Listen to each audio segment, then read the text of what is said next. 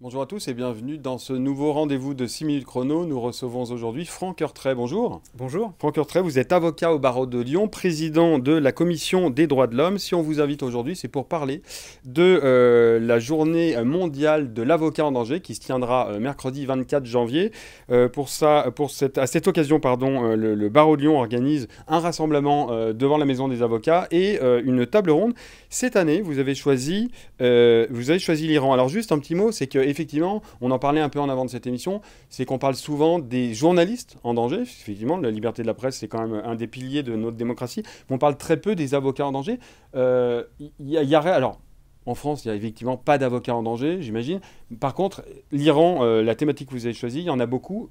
Oui, tout à fait. Cette journée est une journée très importante pour le barreau, pour les avocats. C'est la 14e ou 15e édition Mhm. de la journée internationale des avocats en danger. Et chaque année, on choisit un pays où les avocats ne peuvent pas exercer librement Ouais. leur profession, Mhm. où ces avocats sont menacés, sont harcelés, parfois même en danger physiquement. Mhm. L'année dernière, c'était une année qui a été dédiée aux avocats en Afghanistan. Oui. On a également travaillé précédemment pour des avocats en Turquie, un sujet qui est très important pour le barreau de Lyon, Ouais, où tout on à est fait, très ouais. actif. Mhm. On a eu également les avocats chinois.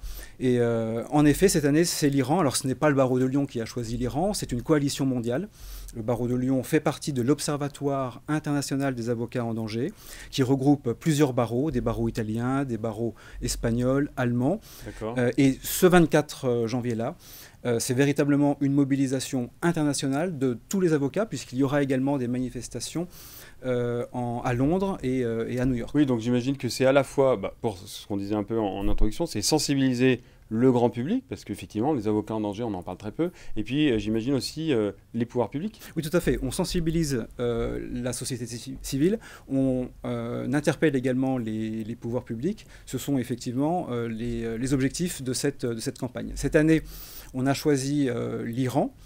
Alors l'Iran, on connaît tous malheureusement le contexte actuel de ce pays. Il y a eu, à la suite du décès brutal de Mahsa Amini, des manifestations d'ampleur dans le pays. On comptabilise malheureusement plus de 500 morts à l'occasion de ces manifestations.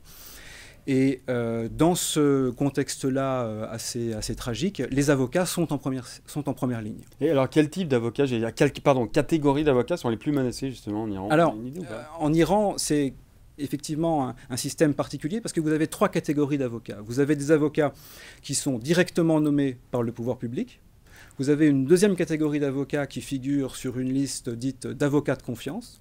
Et vous avez enfin une troisième catégorie d'avocats qui cherchent à lutter pour leur indépendance et qui cherchent à combattre pour les libertés individuelles et qui, eux, effectivement, font l'objet de représailles.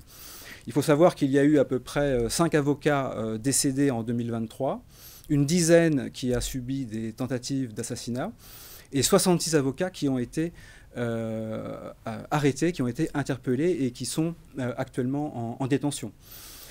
Le quotidien des avocats là-bas est assez terrible en Iran. Ils sont menacés, ils sont soumis à des pressions et ils font effectivement l'objet d'arrestations arbitraires pour la seule raison d'avoir exercé leur profession. Ouais, c'est ça, ouais. Oui, parce que ce que j'allais vous demander, c'est quel type de menaces. Donc il y a des menaces de suspension, c'est-à-dire d'arrestation. Tout Est-ce à qu'il fait. peut y avoir des menaces, je ne sais pas, physiques Oui, complètement, tout à fait, tout à fait.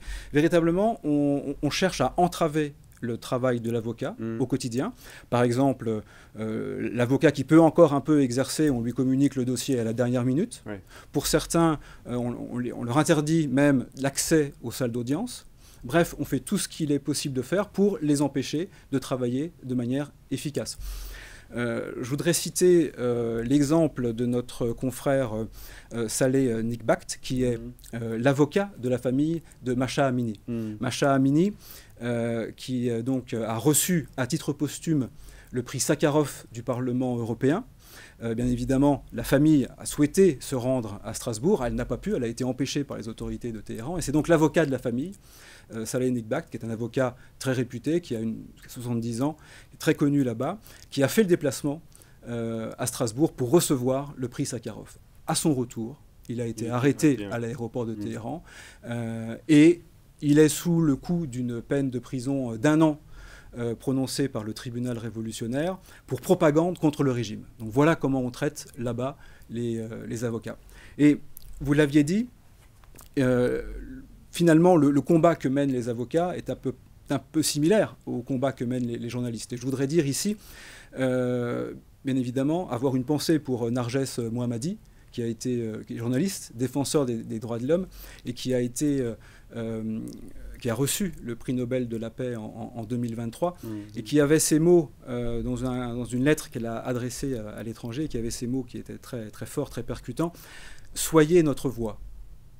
Dites au monde que nous ne sommes pas en prison pour rien. » Dites au monde que nous ne sommes pas en prison pour rien. Et je crois que c'est notre travail ici de rendre écho effectivement à ces mots-là. Bah, c'est sur ces mots que prend fin cette émission. Merci beaucoup Franck Antraine d'être venu sur ce plateau nous expliquer donc cette mobilisation des avocats en danger mercredi 24 janvier. Plus d'informations évidemment sur lyoncapital.fr. Merci beaucoup, à très bientôt. Au revoir.